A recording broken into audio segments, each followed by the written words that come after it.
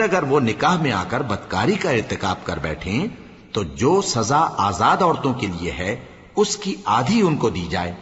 یہ باندھی کے ساتھ نکاح کرنے کی اجازت اس شخص کو ہے جسے گناہ کر بیٹھنے کا اندیشہ ہو، اور یہ بات کہ صبر کرو تمہارے لیے بہتر ہے، اور اللہ بخشنے والا ہے، مہربان ہے۔ اللہ چاہتا ہے کہ اپنی آیتیں تم سے کھول کھول کر بیان فرمائے اور تم کو اگلے لوگوں کے طریقے بتائے اور تم پر مہربانی کرے، اور اللہ جاننے والا ہے، حکمت والا ہے۔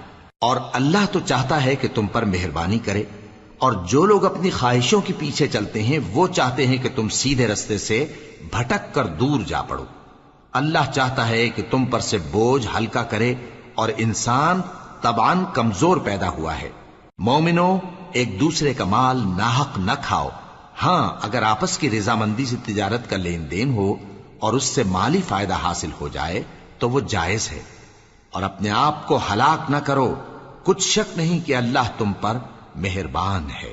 اور جو زیادتی کرتے ہوئے اور ظلم سے ایسا کرے گا تو ہم اس کو عنقریب جہنم میں داخل کریں گے۔